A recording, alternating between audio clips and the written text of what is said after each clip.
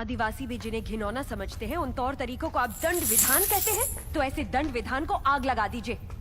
अपने न्याय शास्त्र को गंगा में बहा दीजिए, अपने शासन को सूली पर चढ़ा दीजिए। जिस राज्य की मति भ्रष्ट है, उसका माहिष्मति जैसा बड़ा नाम, छी। देवसेना, इस महान साम्राज्य के बारे में अगर एक और अपशब्द भी निकाला। बड़ी बड़ी प्रतिमाओं और ऊंचे ऊंचे सिंहासनों से महान साम्राज्य नहीं बनता राजमाता, एक विशाल हृदय से बनता है। लगता है वो यहाँ किसी के पास नहीं है। धिक्कार है। देख लिया महाराज, आपके सामने इतनी निर्लज्जता के साथ बात कर रही हैं, तो सोचिए मेरे सामने आपके बारे में कितनी तुच्छ बातें कही होंगी। सोच के देखिए महाराज।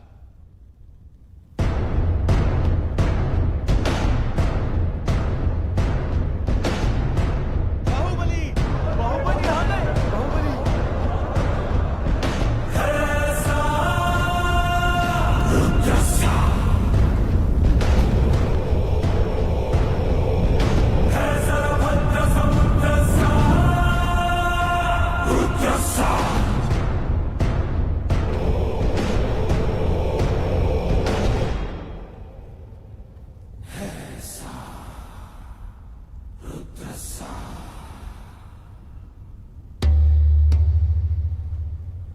वास्तव में क्या हुआ था बताओ सेतुपति। शिवालय भक्तों से भरा हुआ था महाराज। देवसेना भी वहां दर्शन के लिए आई। तभी आपके आने का समय हो गया था, तो मैंने उनसे कहा कि वो मुख्य द्वार की जगह दूसरे द्वार से आए। बाहु, ये क्या व्यवहार है? तुम पीड़ित को धमका रहे हो। विनती करने से सच बाहर नहीं आएगा महाराज। अपनी हद पार कर रहे हो बाहुबली। एक गर्भवती को बेड़ियों के साथ खड़ा करके ये सभा पहले ही अपनी हद पार कर चुकी है माँ। चाहे गर्भवती हो या वृद्ध, तुम हो या मैं, न्याय विधान सबके लिए एक है। जानते भी हो क्या हुआ था? क्या हुआ था देवसेना? शिवालय में सभी महिलाओं को एक तरफ बुलाया। अंदर भेजने के बहाने वो सब पर हाथ डाल रहा था। मेरे साथ भी वो यही करने वाला था, तो उसकी उंगलियां काट दी। गलत किया देवसेना। औरत पर हाथ डालने वाले की उंगलियां नहीं काटते, काटते हैं उसका गला।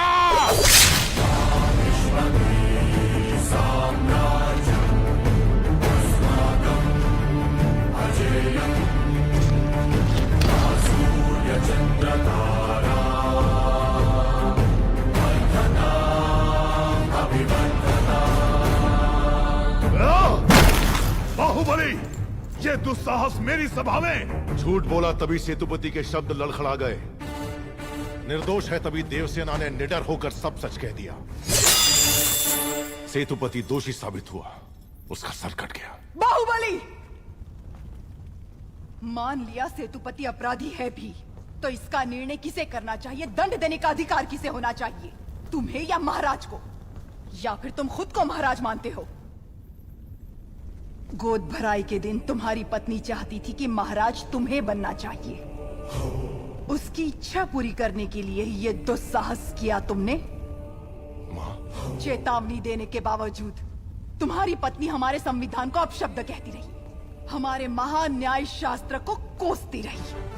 उसने शब्दों से हमारा तिरस्कार किया और तुमने तलवार से। तुम दोनों ने जो किया वो है राजद्रोह। महामंत्री, इस महाअपराध का दंड क्या है बताया जाए।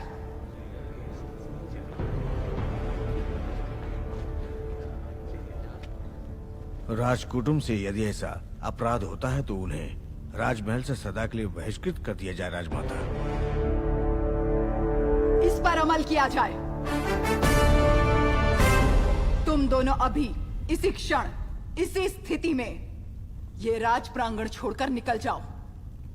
एक ओर आपका विधान है, दूसरी ओर आपका सिखाया हुआ धर्म।